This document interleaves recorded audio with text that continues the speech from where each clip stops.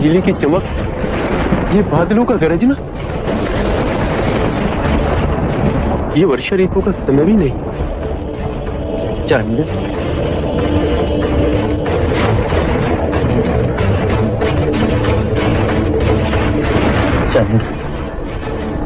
बचे हुए शुक्ल माधव को धरती में गाड़ाओ, भूले से भी किसी को मत खिलाना।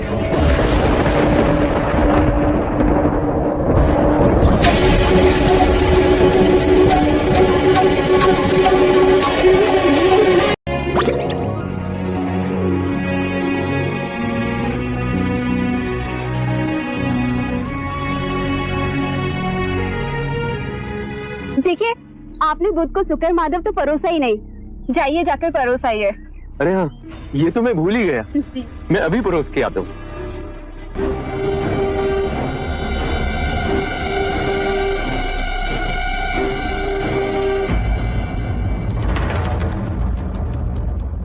ये शुक्र माधव तो मैं आपको परोसना भूल ही गया।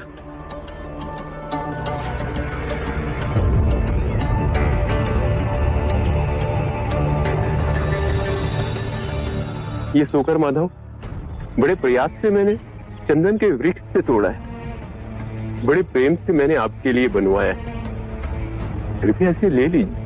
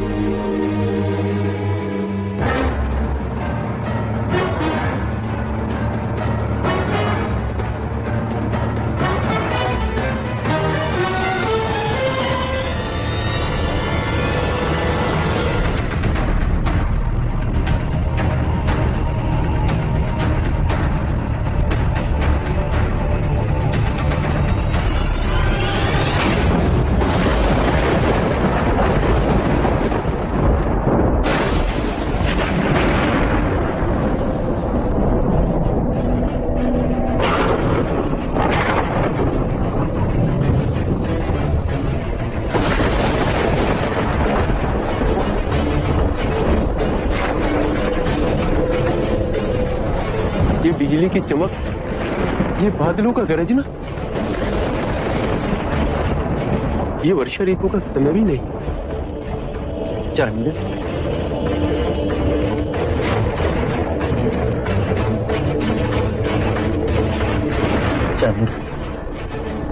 बचे हुए शुक्ल माधव को धरती में गाड़ाओ, भूले से भी किसी को मत खिलाना।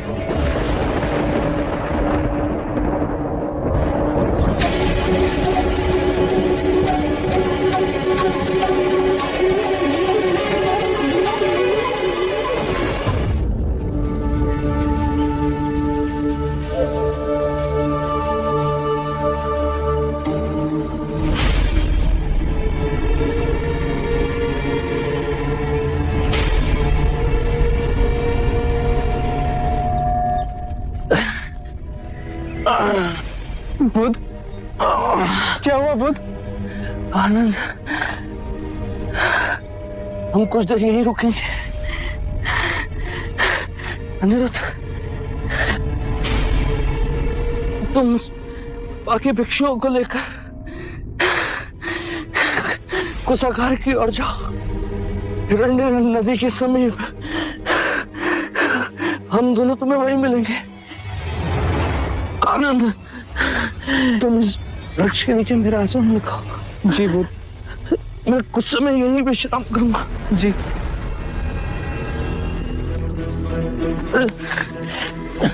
आइए बुध।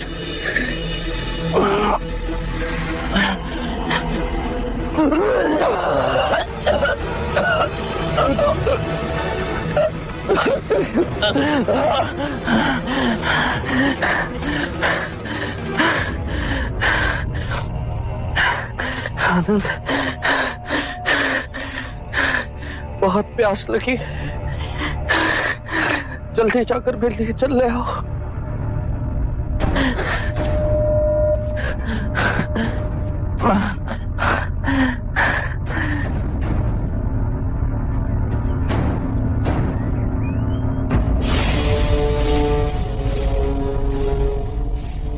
ऐसा गंदा पानी नहीं दे सकता मैं बुद्ध को।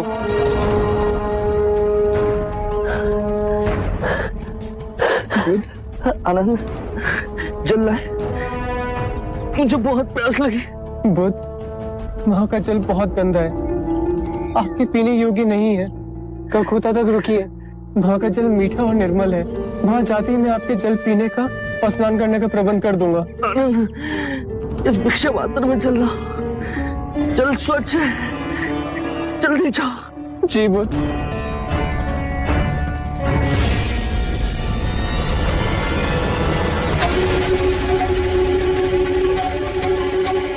ये कैसे हो गया? भिक्षा पात्र डालते ही पानी शुद्ध हो गया।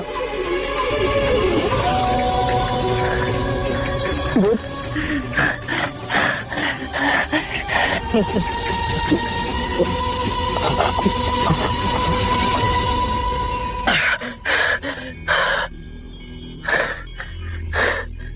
बुद्ध, मैं पहले गया तो ताल पूरा गंदा था।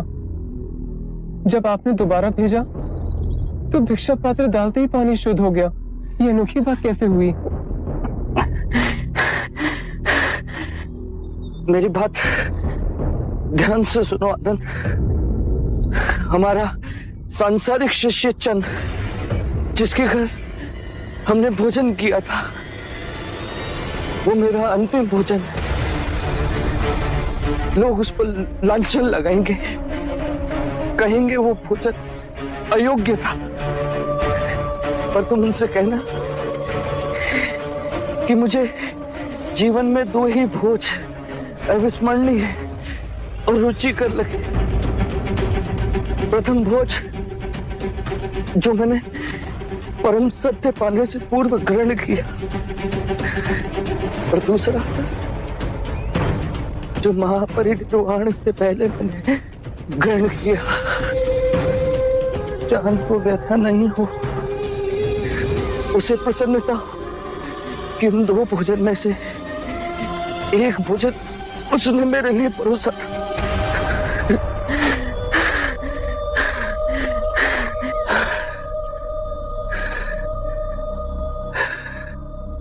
आनंद, हमें हिरण्य नदी के पार जाना है,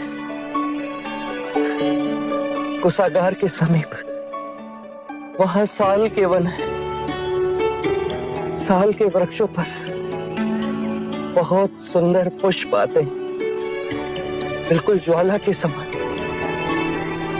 लाल रंग के सुनहरे पुष्प। मल्ला राजद्वार के पास हमें जाना है।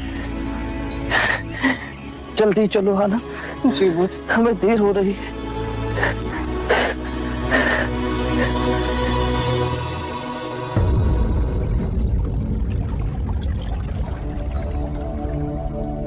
आइए, आराम से बुद्ध, आराम से।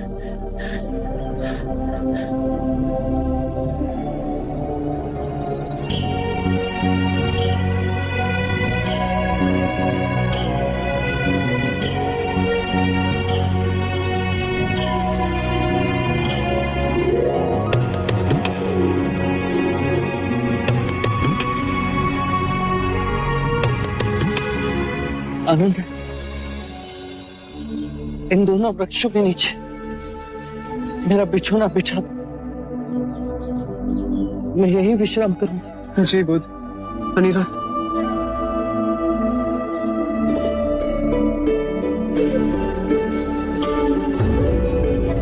अनिरुद्ध, धर्म का स्वभाव तथागत है। तथागत का अर्थ है जो है, जैसा है। इसी अद्भुत तथागत से कमल का पुष्प उत्पन्न हुआ। तथागत से अनिरुद्ध का उदय हुआ। आप सभी का उदय हुआ। आनंद का उदय हुआ। इस संपूर्ण प्रकृति का उदय हुआ। जो भी तथागत से उत्पन्न हुआ है और जो भी तथागत में विलीन होगा उसे हम तथागत कह सकते हैं। धर्म कहीं से नहीं उपजते और ना ही कहीं जाते हैं। धर्म केवल है और रहेंगे। आज से मैं और सारे भिक्षु आपको तथागत कहेंगे। आपको तथागत कह के हमें स्मरण होगा कि हम सब में तथागत का बिंदु है। जैसे यदि हमारे सर में पीड़ा हो और उसे हम तथागत से स्वीकार भाव से स्वीकारें तो वो पीड़ा समाप्त हो जाती है। इसका कारण है कि हमारी आदि शक्ति उस पीड़ा से लड़ने के लिए बह निकली और आदि शक्ति उसका उपचार कर रही है। ये दोनों विभाजित शक्तियां सर की पीड़ा से अधिक सर को दुखा रही हैं। यदि हमने तथागत से इस पीड़ा को स्वीकार भाव से स्वीकार कर लिया तो दरार भर गई। अब हमारी सारी शक्ति इस पीड़ा को आरोग्य करने में जुट जाएगी। आइए बुद्ध।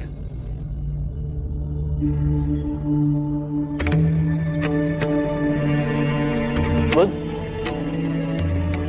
अपने जीवन में अदृश्य सत्य को भी अपने में यथार्थ कर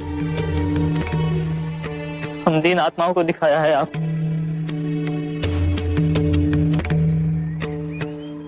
क्या हुआ भिक्षु अनिरुद्ध? आप तो धैर्यवान, फिर आज रो क्यों गए?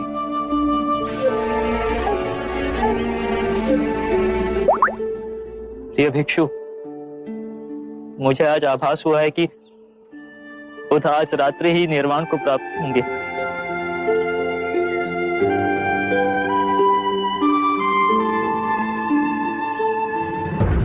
आनंद, मेरा सिर उत्तर की ओर